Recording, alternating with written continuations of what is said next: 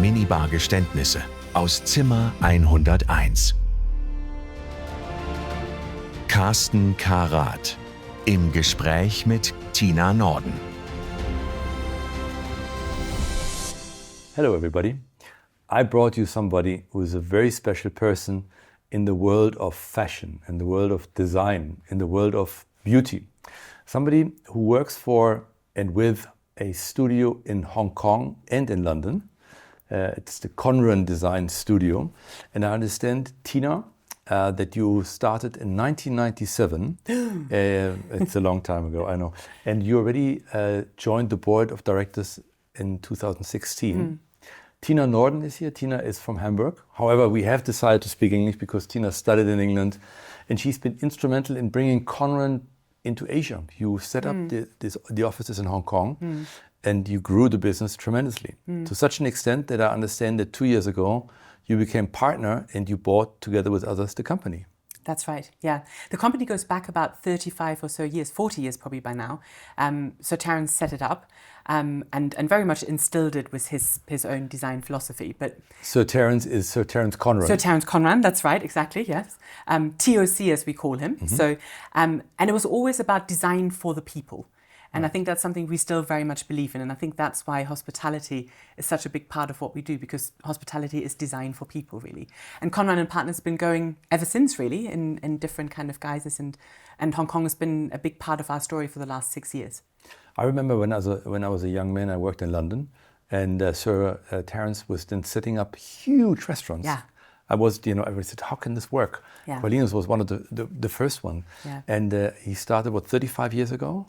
Yes, yeah, probably slightly longer, because he was actually involved in the Festival of Britain, which was right after the war, when the Royal Festival Hall was built. So that's when he started off as a designer, and he then had a little restaurant called the Soup Kitchen, yes, of which course. was in West London. Very famous. And that's really how he started. And he always had a real nose for what the zeitgeist was. He always had nose, business, which comes totally into it. So he always had a nose for what the next big thing would be, and believed in it. And was really a trailblazer in many different ways. Come on, share with us. What is the next big thing? What do you think is the next big thing in design? Well, I think in many ways the next big thing is that there isn't a big thing. And I think that's a good thing, sorry for the pun, but I think it's getting much more diverse, it's getting much more personal, and it's getting much more niche orientated and specialized. So I think that's actually the exciting and interesting thing for us, that it's not about one big trend anymore, but it's about a number of things happening in parallel and for different people and different audiences. Interesting you say that. I spoke to Horst Schulze yesterday and he said there's so much commodity out there that now the niche, the individualization, the special focus on smaller things is probably the next big thing. So Same goes then for design. Yeah, absolutely. Absolutely. I would definitely agree with that. What originally inspired you to dive into architecture and design? Well, it's the simplest answer to that is that my father was a landscape architect in Hamburg, and always took me to side. So I was really interested in that design aspect of it, but I don't have a green thumb. So I realized that actually plants is probably not what I should be doing. I should probably be looking at buildings. So that's how it all started. My second career choice was becoming a diplomat. But I realized that actually what I do now is kind of both, because when you're dealing with clients, when you're dealing with people around you, when you're dealing with people using your spaces, you kind of have to be a bit of a diplomat as well. I was reading a statement which wasn't so diplomatic from you, and please help me understand that you said style over fashion.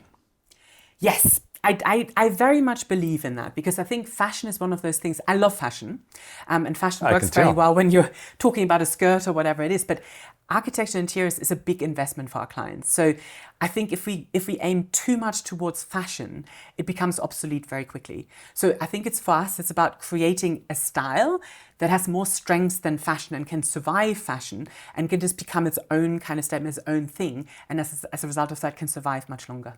So let's talk about style for a minute. What is the most stylish project dearest to your heart? Wow, of my own or yeah, someone else's? Yeah, of course of your own.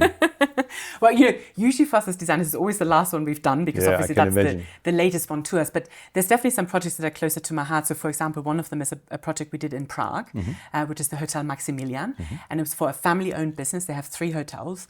And it was a very personal project. Eva Jirgna did the original building and the original design. So we stepped into very big footprints. And it was just a very particular, very loved, very kind of thought through and in the end, hopefully, a very beautiful project. So that's definitely one that is very close to my heart. One of the brands which had been, not so recognized lately, and now all of a sudden is reflowering is Peninsula. Yes. I looked at the Peninsula in London. I was amazed. I'm going to the Peninsula in Hong Kong soon, and I understand you were involved in the cafe. Help us understand. In a very tiny part of it, okay. Of course. But yes, we were, and we started that. Actually, that was the kind of just before the pandemic. We were chosen to do the new identity for the cafe and boutique, which is actually a very important part for them. It's very small, but because it's very much about their brand and how the brand is displaying itself to the world, and importantly, displaying itself to maybe different tiers of people, not just people who can afford to stay at the Peninsula, but also people who might just buy a chocolate or might just buy a cake or have a cup of coffee. So it's very much kind of a face to the world. And we were tasked... Almost a democratic approach. Very democratic, yeah. Yes, absolutely. And I think that's very important.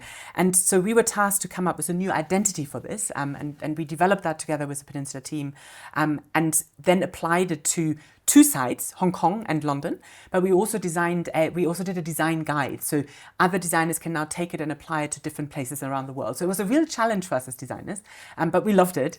And in London now, the boutique and cafe is right at the entrance on the side street. Yeah. And many people won't know this, but it was actually a planning requirement because there used to be a cafe beforehand. I'm not going to name any brands. And it was very much kind of part of the community. And they said, actually, if the Peninsula goes there, they have to have something there, which is for the community. And that's what they've done.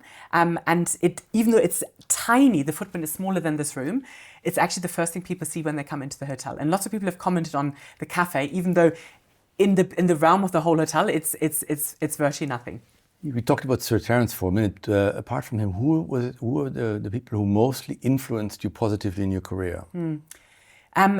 Probably, obviously, I'm naming names, but it's that people may not know. But it was certainly people that I worked with at the time.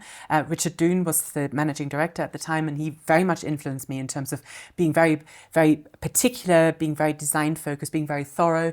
And I also had a female designer leading me, Tina Ellis, also Tina, who'd worked with Terence for many, many, many years, and who, I guess, it's important for us to have role models of our own gender, of our own, where we come from, etc. So having a strong female character there to show me the ropes was very important, I think, in my development.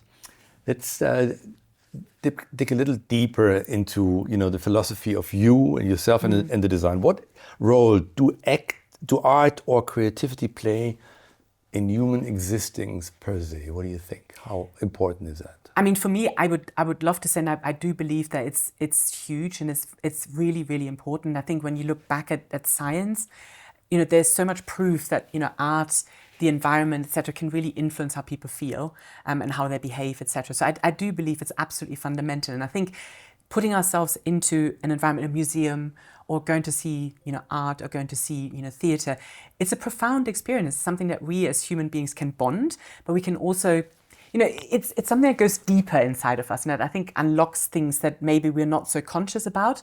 And I certainly feel like if I'm stuck creatively, to go and see things, to experience something like that, it opens things up again and it unlocks things. And I think it allows us to bring our own creativity out by being exposed to someone else's creativity, someone else's craft. If you go back into your childhood, what is the very first memory you have? That's an interesting one. I think it's probably traveling with my parents. They were very early on already. We did quite a lot of travel when I was a kid, and I always loved, packing up in the car, or, sometimes even getting on a plane and going somewhere exciting. And I think that stuck with me, all the way through. We all intend to speak about positive things, and we like beauty, and we like fashion, and we like colors and fruitful things. But there is the other part of the world. There's the suffering, and there's the negativity. Do you think suffering makes oneself selfish, or apply more to empathy? I think it's a very tricky one, and I think it's very easy for us in our comfortable world that we live in to not look at people who are not as lucky as we are.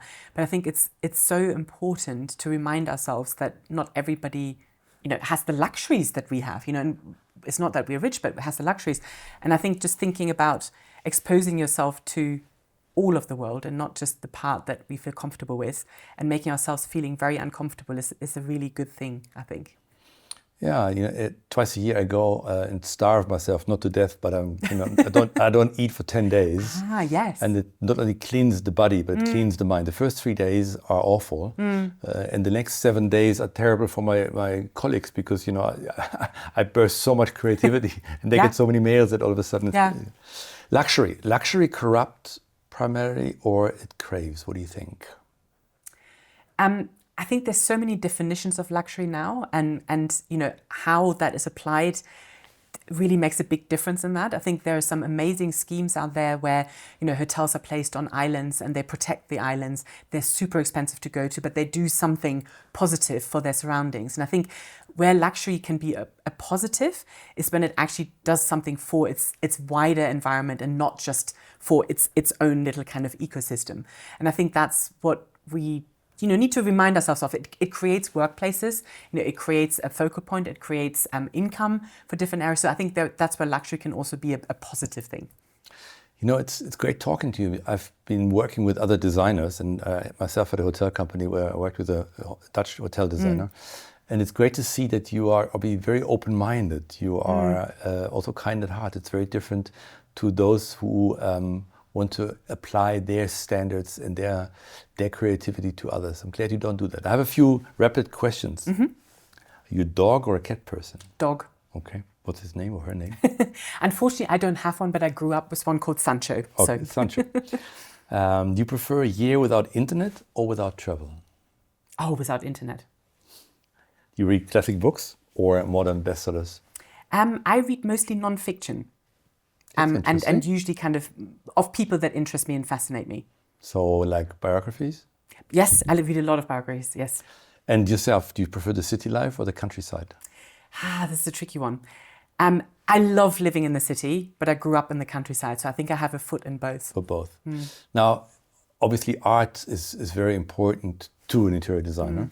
And I always read that the design is just the surface and the art is everything behind it. But would you prefer in your private collection classical art or modern art? Modern art. Yeah, no classical at all? No classical at all, no. I wouldn't say that, but I think modern art just speaks to me more because it feels more relevant to my life and my own being. Sunset or sunrise? Oh, that's a really difficult question. I would have said sunset always, but I actually am more of a sunrise person these days. You're an early person? Yes. Well, then it helps, of course. Yes. Now, if you travel, you prefer traveling by plane or by train?